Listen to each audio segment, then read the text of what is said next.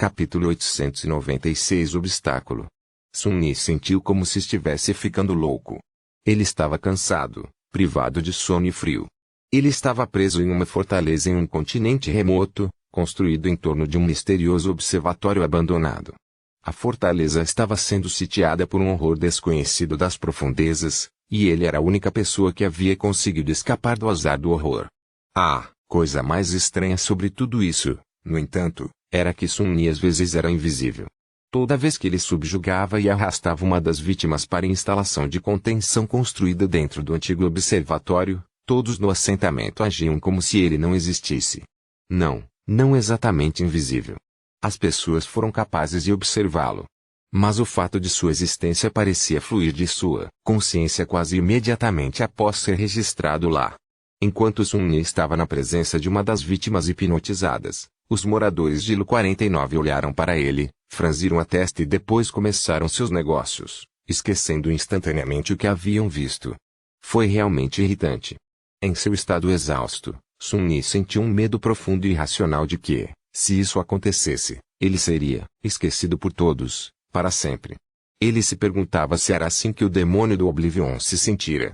Felizmente, o efeito bizarro parecia durar apenas enquanto Sun-Yi transportava prisioneiros para suas celas. Assim que ele os colocou nas unidades de contenção, sua existência se tornou normal mais uma vez. Bem, tanto quanto sua existência poderia ser chamada de normal, para começar. No primeiro dia de seu dever de apanhador, Sun-Yi lutou, subjugou e aprisionou 29 pessoas. Seus músculos estavam doloridos e sua armadura estava molhada por ficar perto da água por tanto tempo. Apesar de seus esforços, e para seu alívio, o terror não reagiu ao súbito obstáculo que apareceu no caminho de sua saciedade. Pelo menos ainda não. Saint continuou a se esconder na sombra do muro alto da fortaleza, monitorando as águas profundas, escuras e frias do oceano. À meia-noite, Sun-Yi relatou os resultados de seu esforço a Verne. Eles caminharam juntos para o observatório, onde o outro mestre permaneceu em silêncio por um longo tempo. Você está me dizendo que há pessoas nessas células? Sun-Yi lutou com um bocejo, falhou em suprimi-lo e depois acenou com a cabeça. Sim. Cerca de 30 deles. Verne olhou para as celas com uma carranca profunda por um minuto ou dois e depois balançou a cabeça perplexa. Estranho. Mesmo sabendo que eles estão lá, não consigo ver nada. Para mim, as células parecem vazias. Sun-Yi estava um pouco atrasado para reagir. Oh! Acredite, eles estão lá. Eles ficam perto do lado sul de suas unidades e não fazem nada. Pelo menos eles estão olhando para as paredes, e não para nós. Isso seria realmente assustador. Verne olhou para ele com diversão sombria. Eu acho que essa situação é suficientemente assustadora. Então, ele se afastou das células e perguntou em tom sombrio: alguma mudança no comportamento do terror? Sun-Yi balançou a cabeça. Não. Pelo menos não que eu notei. Verne permaneceu em silêncio por um momento e suspirou. Boa, continue então. O Ariadne deve chegar em breve, então. Só precisamos suportar um pouco mais. Assim, Sun-Yi continuou sua tarefa assustadora. Ele esperou na água, pegou as pessoas tentando se afogar no oceano e as trancou em celas enquanto sofria de ser invisível. Maldito frio. Ele convocou a memória do gelo por muito tempo e a alimentou continuamente com essência para se salvar do vento frio. Assim, outro dia se passou. Durante esse dia, Sun-Yi resgatou 35 pessoas de serem devoradas pelas ondas. Sua habilidade de fazer correntes das sombras melhorou muito. Alguns minutos antes da meia-noite, Sun-Yi estava sentado em sua cadeira com uma garrafa térmica vazia na mão e olhou para o céu. Hoje, não havia lua nem aurora. Apenas as estrelas permaneceram, brilhando suavemente, acima. As ondas soam diferentes hoje. Ele esfregou o rosto, depois se virou e olhou para a superfície negra ondulante do oceano com intensa desconfiança. Nesse momento, algo parecia mudar sobre o mundo. Sun-Yi franziu a testa, mas antes que ele pudesse fazer qualquer coisa, outra figura apareceu na parede, forçando um longo suspiro a escapar de seus lábios. 40. Está acelerando. Ele se levantou, pronto para atravessar as sombras e subjugar a 40ª vítima, mas havia algo estranho na figura. Em vez de se mover em direção à borda da parede como o resto deles, ela parou e levantou a mão, como se estivesse sinalizando para ele. Hã? Era Quentin. Sun-Yi conservou sua essência correndo para frente, depois abaixando levemente o corpo e montando a parede com um salto desumanamente alto. Ele pousou na superfície de concreto da muralha, deu alguns passos e olhou para Quentin com uma carranca profunda. O que aconteceu? O curandeiro cavalheiresco sorriu, excitação brilhando em seus olhos. Capitão. O observatório. Você precisa ver. Sem perder tempo, Sun-Yi pulou para o telhado do prédio próximo e depois correu em direção à cúpula branca no centro do assentamento. Entrando, ele ouviu instantaneamente um enxame de vozes confusas, assustadas e com raiva. O que? Onde estou? O que aconteceu? Ei! Alguém! Que diabos é isso? Me deixar sair. Ele olhou, pasmo. Essas vozes vinham de dentro das células. Eles pertenciam às vítimas que ele havia preso. De alguma forma, eles pareciam ter encolhido os ombros e recuperado a consciência. PND. E não eram apenas eles. Sun-Yi virou a cabeça e olhou para os trabalhadores da manutenção encarregados de manter as unidades de contenção seguras. Todos estavam falando com emoção e olhando para as células com rostos aliviados. Eles ouviram as vítimas também. O que significava que o azar também não os estava afetando mais. Obrigado aos deuses. Essa abominação deve ter saído. Apesar das circunstâncias felizes, Sun-Yi ficou subitamente sobrecarregado por um profundo, frio e urgente sentimento de desconforto. Ele agarrou seu coração e permaneceu lá, ficando um pouco mais forte a cada segundo.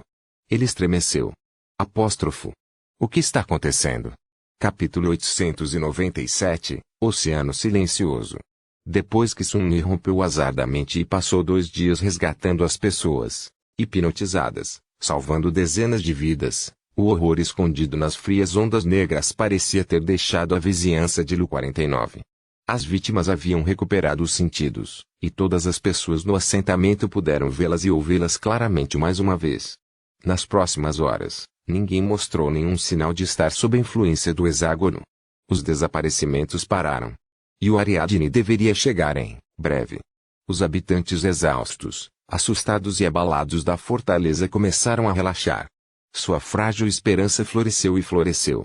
No entanto, a pessoa mais responsável pela mudança positiva, Sun-Yi, não sentiu nenhuma alegria ou alívio. Pelo contrário, a cada minuto que passava, seu desconforto e senso de pressentimento só se fortaleciam. Ele não gostou do que estava acontecendo, de jeito nenhum. Andando pelas ruas nevadas do assentamento, Sun-Yi estudou os rostos animados de patrulhar soldados com uma expressão conturbada por conta própria. Estava escuro e sombrio. Apóstrofo. Não faz sentido. Nada disso faz sentido. Ao se aproximar do centro de segurança, ele colocou a mão no painel de uma sofisticada trava biométrica. O sensor deveria iniciar uma varredura completa, mas com o passar dos segundos, nada parecia acontecer. A coisa maldita estava no Fritz. Sun-Yi olhou para ele por um momento, depois suspirou e bateu na pesada porta de liga leve com o punho. Logo, foi desbloqueado manualmente por dentro por um soldado sonolento, que então permitiu a entrada de Sun-Yi. Andando dentro do centro de segurança, Sun-Yi espanou a neve de seus ombros, olhou em volta e seguiu em direção a Verne. Qual é a situação? Verne enviou um de seus oficiais com uma lista de ordens. Depois olhou para o colega mais jovem e deu de ombros. Nada mudou. O terror, ou o que quer que fosse essa abominação, parece ter realmente mudado. Sun-Yi cerrou os dentes. Quando uma criatura de pesadelo já se mudou? Você está se iludindo. O mestre mais velho franziu a testa. Não podemos ter certeza, é claro, mas o desaparecimento do hexágono fala por si. Não se vende a descoberto. Embora as criaturas capazes de manipular a mente sejam extremamente perigosas, elas geralmente não têm meios diretos de lançar um ataque eficaz. Talvez tenha decidido procurar presas mais fáceis depois que você se mostrou capaz de desmantelar seu ataque mental. Sun-Yi olhou para ele um pouco e depois balançou a cabeça. Terror corrompido é um terror corrompido. Provavelmente ainda não vimos nenhuma fração de seu poder, então por que simplesmente desistiria e sairia? Verne esfregou o rosto com cansaço e suspirou. Levemos em conta que o posto e a classe da criatura são apenas sua conjectura. Nós realmente não sabemos o quão poderoso ele realmente era. De qualquer forma, De que outra forma você explica o fato de que o azar se foi e ninguém está mais desaparecendo? Sun-Yi hesitou por um momento. Talvez tenha decidido mudar de tática. Talvez esteja ganhando poder para um ataque singular e avassalador. Talvez apenas goste de brincar com sua presa. Quem diabos sabe? Seu colega desviou o olhar com uma expressão sombria. Tudo bem, mas o que você quer que eu faça? Não é como se eu tivesse relaxado as medidas de segurança. Ainda estamos em alerta máximo e preparados para a batalha. Ainda estamos mantendo os civis trancados e concentrando nossas defesas na parede sul. Não vejo que outras contingências existem para preparar. Sun-Yi soltou um suspiro frustrado. Tudo o que estou dizendo é que não é um bom momento para se tornar complacente. Pelo contrário, devemos nos preparar para uma rápida escalada da crise. Verne olhou para ele inexpressivamente por alguns segundos. E tudo o que estou dizendo é que já estamos fazendo tudo o que podemos. Não importa quão pequena, a possibilidade de você estar certo ainda existe, por isso devemos. Essa é a minha posição como oficial responsável pela segurança de todas as pessoas dentro desta instalação. Mas pessoalmente, eu acho que exaustão e paranoia estão tirando o melhor de você, sem sol. Tem sido difícil para todos nós. Sun-Yi permaneceu em silêncio um pouco, depois disse com uma voz suave, minha paranoia nunca me desviou, no entanto. Com isso, ele estremeceu e saiu. Talvez eu esteja realmente errado desta vez. Mesmo se não estiver, Verne está certo. O que mais devemos fazer? Até o maldito navio chegar, não há muito mais que possamos preparar. Mas, por que ele se sentiu tão perturbado? Por que seu senso de desconforto era tão urgente? Saindo do centro de segurança, Sun-Yi ficou no lugar por um tempo com uma expressão sombria no rosto. Depois de algum tempo, ele notou Luster vagando e o chamou. Sim. Você queria algo, capitão? Sun-Yi permaneceu por um momento e depois acenou com a cabeça. Sim. Reúne os outros e diga para eles ficarem perto do rinoceronte. Além disso, verifique se está pronto para se mudar, caso precisemos sair do lugar com pressa. Luster piscou algumas vezes, olhando para ele com uma expressão assustada. Então, ele engoliu. Entendeu, senhor? Eu vou fazer isso, então. Deixando o jovem ir. Sun-Yi virou para o sul e olhou para a parede distante um pouco. Franzindo a testa, ele então foi em direção a ela. A praia estava fria e envolta na escuridão. Como sempre. As ondas negras continuaram seu ataque eterno e infrutífero à costa. Eles vieram e foram com um farfalhar largo e reverberante, fazendo parecer que todo o oceano estava respirando. Sua cadeira ainda estava parada na beira da água, com uma garrafa térmica vazia nas pedras próximas.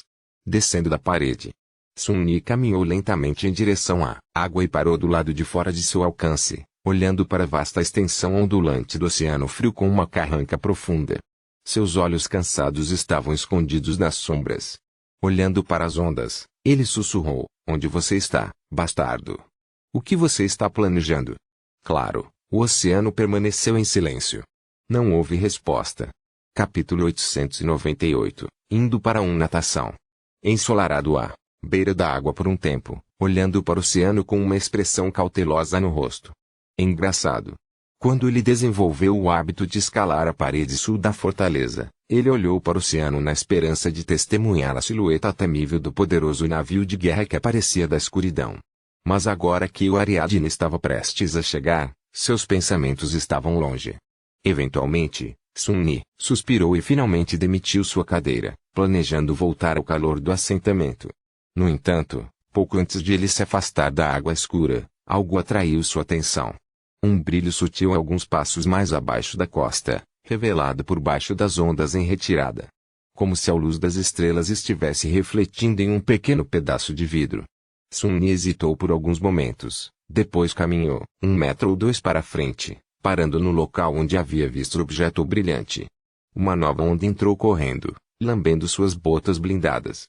Ele teve que esperar que ele rastejasse para trás antes de se ajoelhar e olhar mais de perto as rochas molhadas. Lá, entre eles, algo brilhava, enterrado sob vários fragmentos de gelo. Sun-Yi escovou o gelo e pegou o objeto, depois se levantou antes que a próxima onda chegasse. Sua carranca se aprofundou. Na mão, havia um simples botão de latão, semelhante ao encontrado nos inúmeros casacos de inverno emitidos para soldados do primeiro exército de evacuação como parte de seu kit. Por si só, o botão não era nada de especial. Contudo, no entanto, Verne e os soldados sob seu comando não faziam parte do primeiro exército de evacuação. Eles eram habitantes da Antártica e haviam servido no Lu-49 muito antes da cadeia de pesadelos. Como tal, seus uniformes eram um pouco diferentes. De fato, eles eram de uma qualidade muito melhor, considerando que o primeiro exército havia sido montado e equipado com uma tremenda pressa. Seus kits eram muito mais adequados para o clima frio e incluíam parcas bem projetados que podiam manter uma pessoa aquecida nas circunstâncias mais terríveis do que casacos baratos produzidos em massa. Então, como esse botão acabou aqui? Sun-Yi olhou para o pedaço redondo de bronze por alguns minutos e depois olhou lentamente para cima, de frente para a escuridão do oceano. Havia uma expressão estranhamente resignada em seu rosto pálido. Com um suspiro, ele fechou os olhos e estendeu o sentido da sombra para a frente, tanto quanto poderia ir. Bem. Vamos lá. Mostre-se, bastardo. Eu sei que você não foi embora. Seus sentidos se espalham para a frente, mergulhando profundamente sob a superfície negra da água fria. Onde quer que a luz chegasse, havia sombras, afinal. E mesmo onde a luz nunca entrava, havia sua ausência. No entanto, Sun-Yi não sentiu terror, por mais que tentasse. Ele encontrou algo, no entanto. A 20 ou 30 metros dele, debaixo d'água, havia uma grande forma. Ele repousava no fundo do mar, movendo-se levemente de tempos em tempos, enquanto as correntes o puxavam para frente e para trás. A forma era irregular e principalmente plana, com uma curva muito leve. Suas bordas eram afiadas e irregulares. Isso era tudo o que Sun-Yi podia dizer ao sentir sua sombra. Isso é, o fato de que a forma não era a de uma coisa viva, considerando que a sombra carecia da qualidade de ser lançada por algo que possuía uma alma. Ele não tinha ideia do que era. O oceano continha todos os tipos de lixo, então por que ele se importaria? Mas por alguma razão, ele fez. Abrindo os olhos, Sun-Yi olhou para as ondas ondulantes um pouco. Então, ele lentamente deu um passo à frente e depois, outro. E então, outro. A água fria e gelada atingiu suas canelas primeiro, depois seus joelhos. Então, a cintura dele. Ele estremeceu, ofegou, mas continuou caminhando para frente. Eu não estou hipnotizado, estou? Não, ele não poderia estar. Ele havia quebrado o azar. Sua mente era sua. Quando a água chegou ao peito, Sun-Yi respirou fundo e mergulhou nas profundezas negras.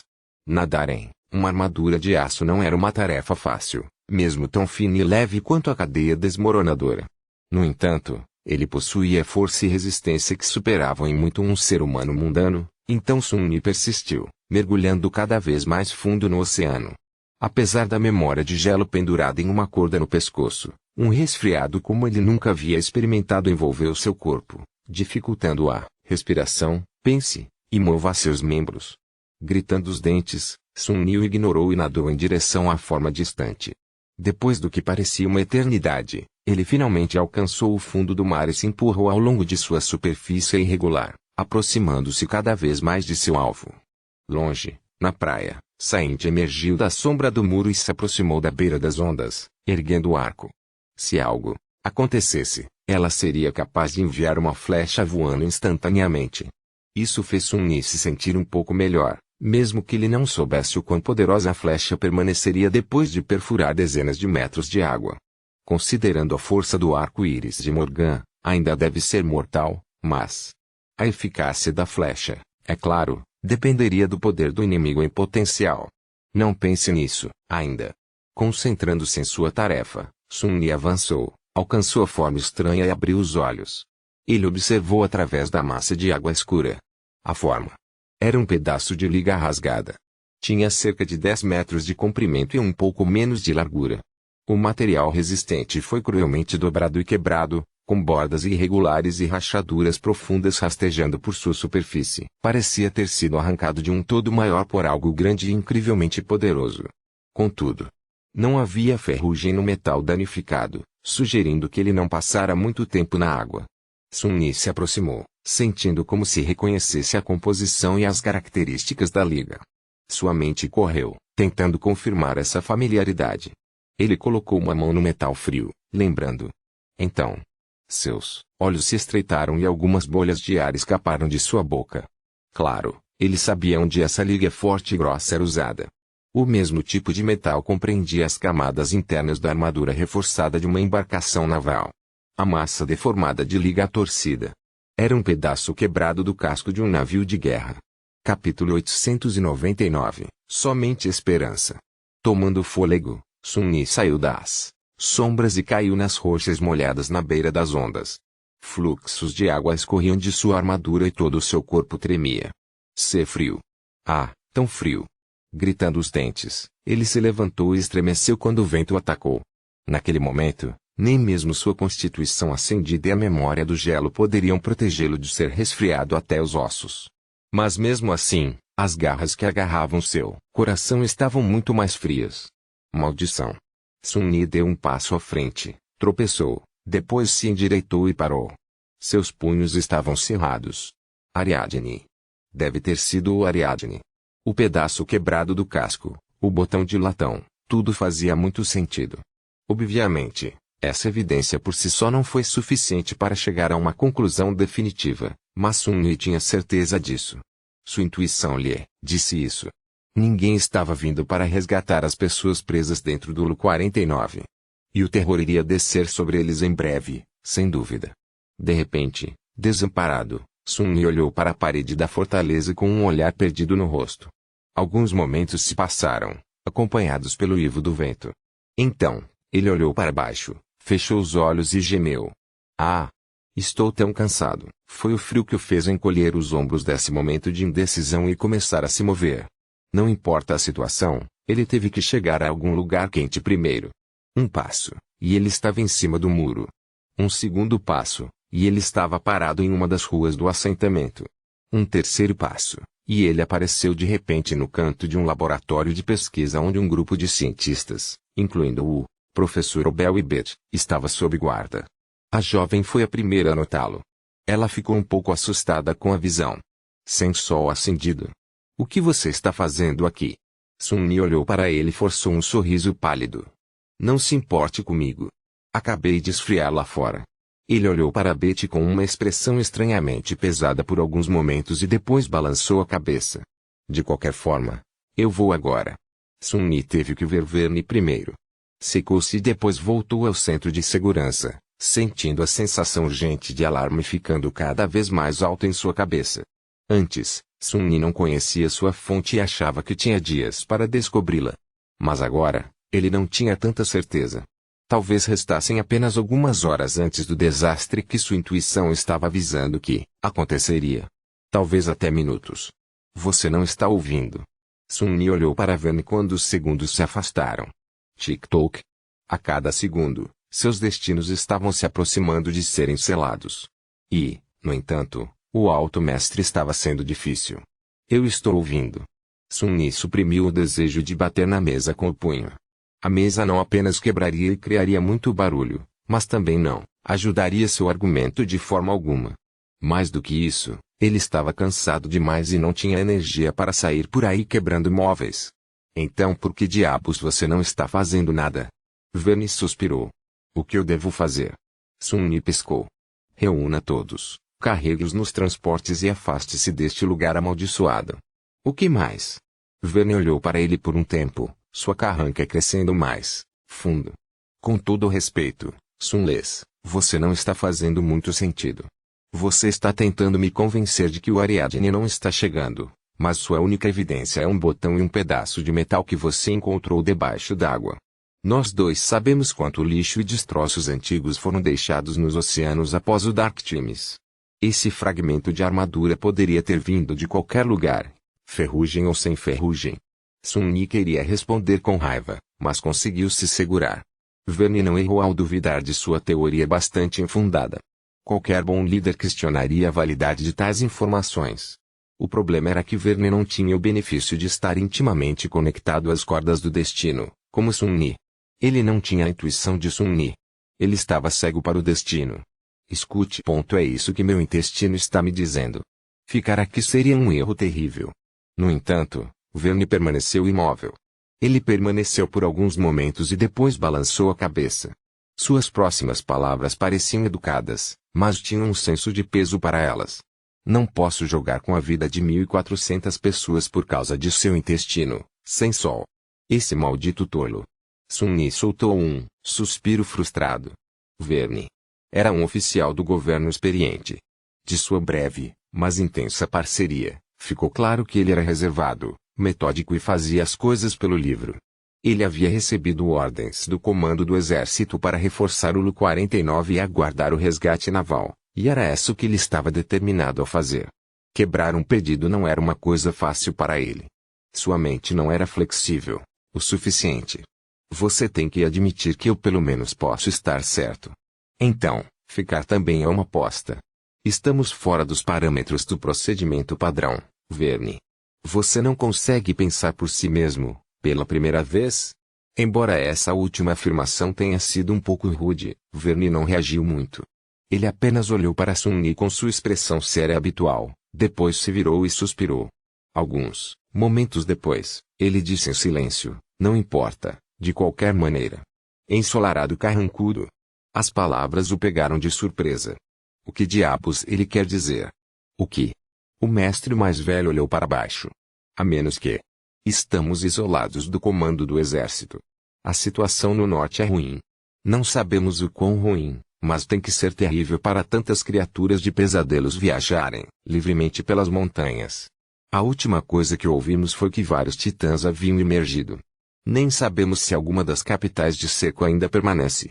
Enquanto ele falava, seu rosto cansado ficou cada vez mais escuro. O terreno entre aqui e o último acampamento conhecido do primeiro exército de evacuação é um labirinto, com inúmeros enxames de abominações rondando no escuro.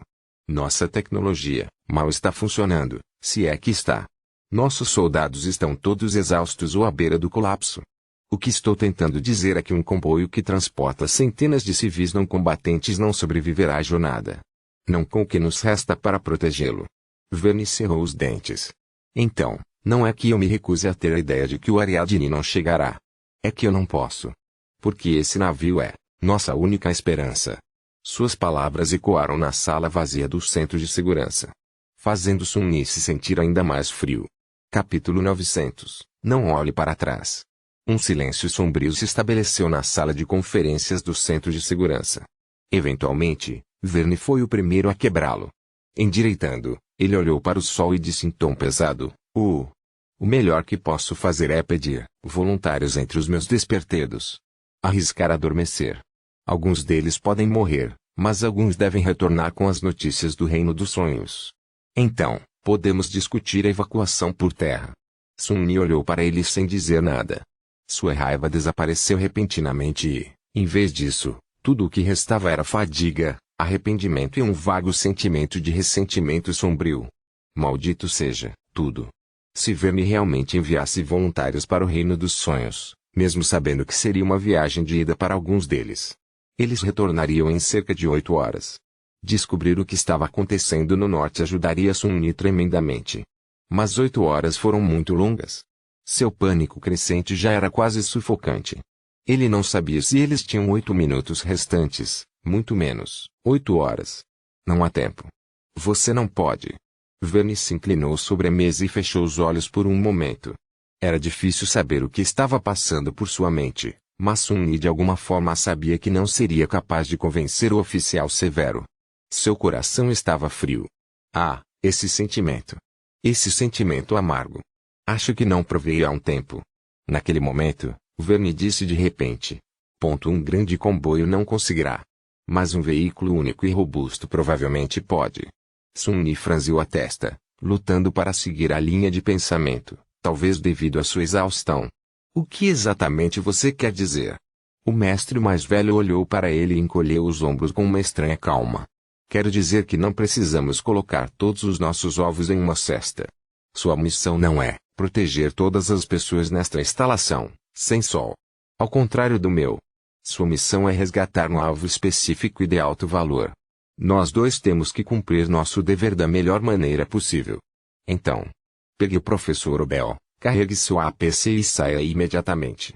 Dessa forma, mesmo que sua teoria esteja certa, não será Uma perda total para a humanidade. Muito havia sido dito e muito que permaneceu não dito. Mas não havia necessidade de falar algumas palavras em voz alta. Os dois mestres se entreolharam por alguns momentos, um entendimento silencioso entre eles. No final, o canto da boca de Sun-Yi tremeu. Eu ainda acho que você está errado. As pessoas não sabem o que é possível e o que é impossível até tentarem. Bem, esse costumava ser o caso, pelo menos, na minha vida. Verniz simplesmente acenou com a cabeça. Então prove que estou errado, sem sol. Desejo-lhe sorte. Ensolarado, preso por um segundo ou dois e depois virou-se. Um momento depois, ele se foi da sala. Ele não tinha mais nada a dizer e não tinha tempo a perder. Não houve tempo. Sentindo um assustador senso de urgência, Sun-Yi usou o Shadow Step para aparecer diretamente dentro do centro de pesquisa. Dessa vez, Betty ficou ainda mais surpresa ao vê-lo. Você está... Espera, de jeito nenhum. Mestre Sunles, você por acaso continua me assustando apenas por diversão? Ele balançou a cabeça, olhou em volta e depois acenou para a jovem se aproximar.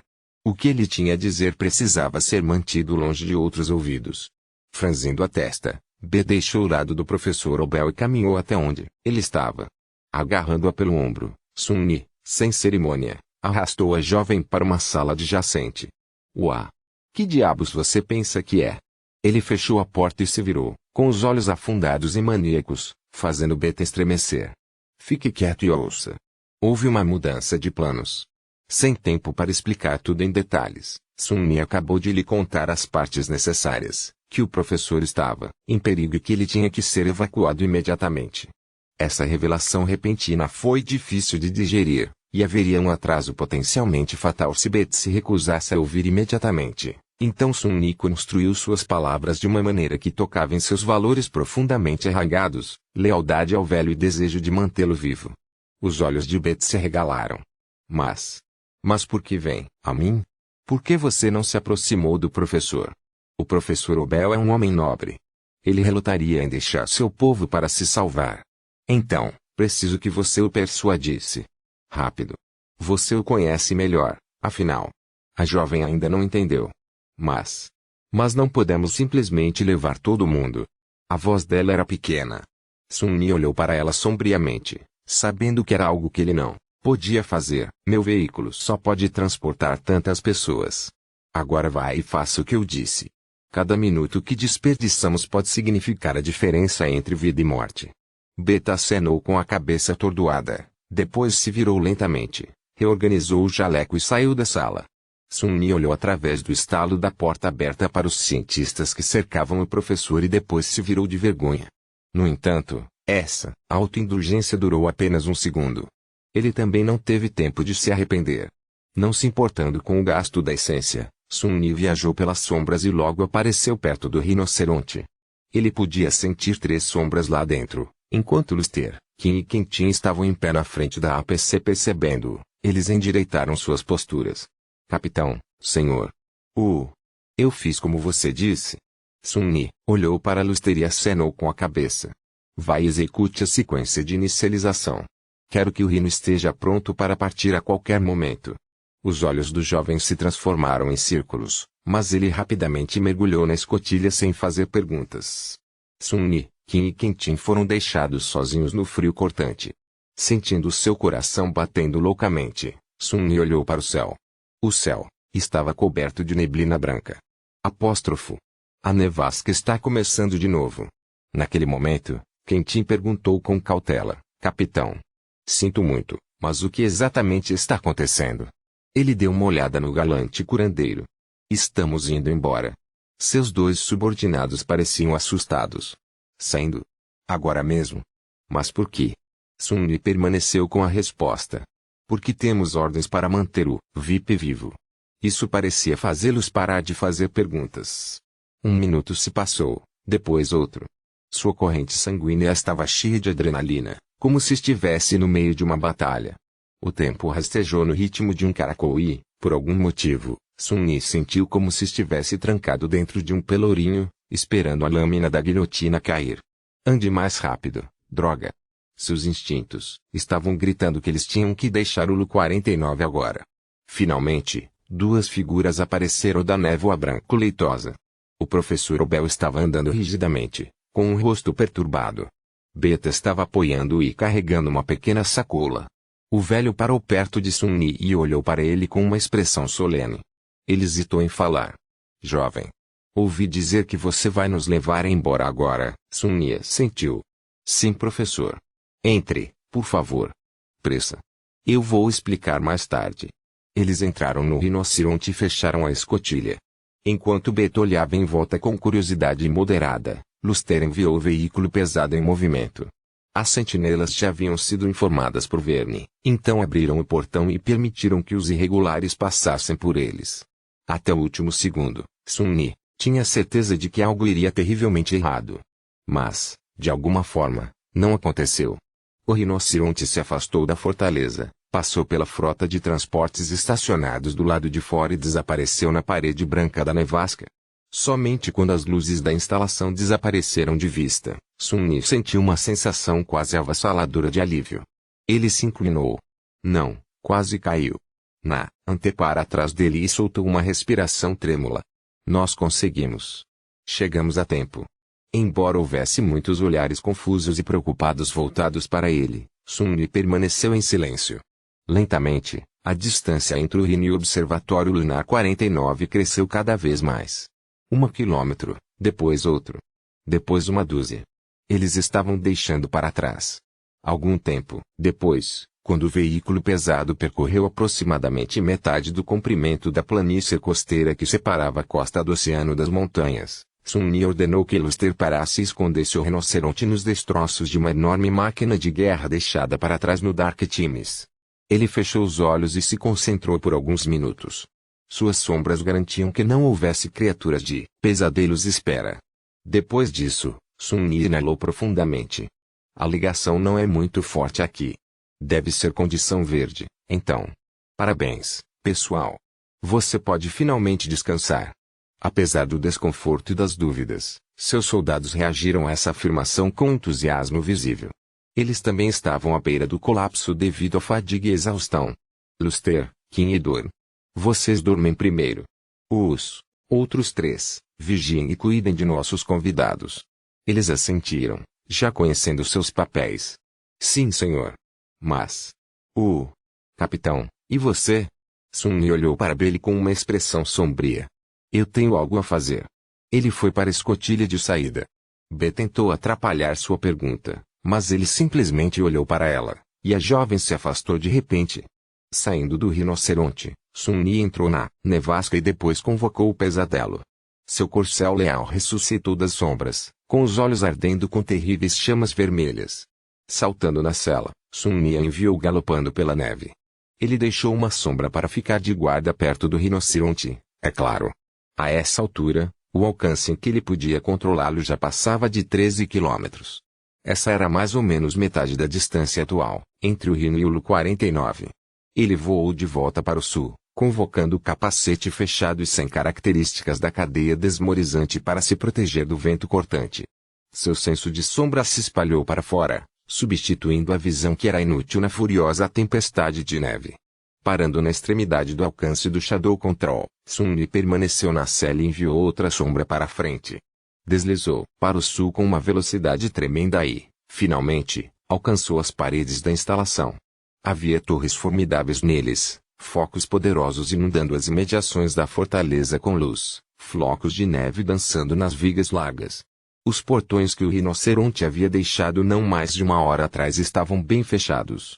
Uma frota de veículos de transporte estava estacionada em frente a ela, coberta de neve, seu objetivo inicial há muito esquecido. A nevasca obscureceu o mundo e, por um momento, exatamente como quando ele chegou, Sun-Yi sentiu uma pontada de medo. Era como se toda a instalação estivesse vazia, com apenas fantasmas povoando suas ruas. Só que, desta vez, seu medo se tornou realidade. Não havia ninguém vigiando nas paredes.